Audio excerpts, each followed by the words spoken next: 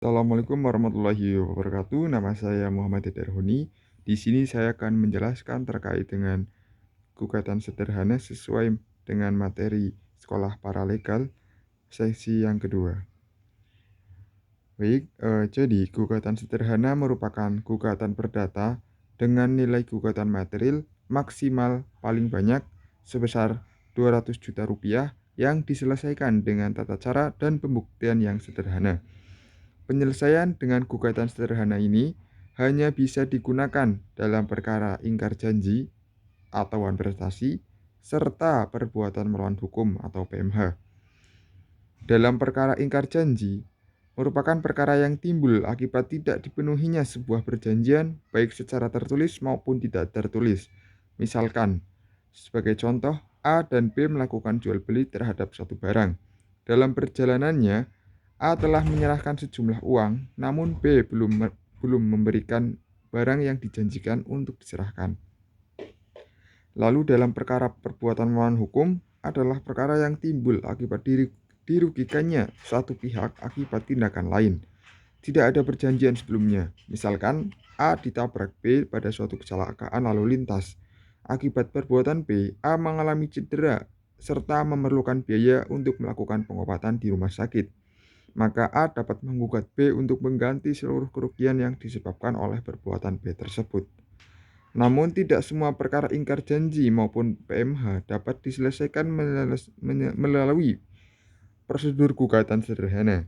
Perkara yang tidak dapat diselesaikan melalui mekanisme gugatan sederhana antara lain, yang pertama perkara yang penyelesaian sengketanya dilakukan melalui pengadilan khusus sebagaimana diatur dalam peraturan perundang-undangan seperti persaingan usaha, sengketa konsumen, serta penyelesaian perselisihan hubungan industrial. Lalu perkara yang berkaitan dengan sengketa hak atas tanah. Lalu untuk subjek hukum yang dapat mengajukan gugatan sederhana, dalam hal ini baik orang perseorangan maupun badan hukum dapat mengajukan gugatan sederhana asalkan tidak lebih dari satu kecuali memiliki kepentingan hukum yang sama. Dan istilah bagi orang yang memasukkan gugatan biasa disebut dengan penggugat. Lalu dalam hal apa penyelesaian dengan gugatan sederhana dilakukan? Jadi penyelesaian melalui gugatan sederhana dilakukan apabila telah memenuhi persyaratan. Persyaratan tersebut yakni untuk menentukan masuk atau tidaknya sebuah perkara pada mekanisme gugatan sederhana.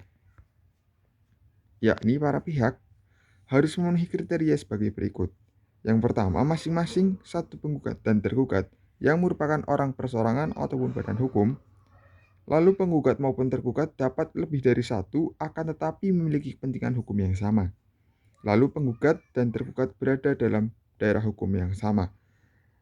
Selanjutnya, jenis perkara berupa ingkar janji maupun perbuatan melawan hukum, kecuali untuk perkara yang telah dikecualikan, sengketa atas tanah, atau perkara yang memiliki yurisdiksi pengadilan khusus. Dan nilai gugatan material paling banyak sebesar 200 juta rupiah. Apabila keseluruhan persyaratan tersebut telah terpenuhi, maka perkara perdata yang diajukan ke pengadilan akan diselesaikan melalui penyelesaian gugatan sederhana. Dan apabila ada persyaratan yang tidak terpenuhi, maka gugatan dikembalikan pada penggugat. Sekian yang bisa saya sampaikan. Wassalamualaikum warahmatullahi wabarakatuh.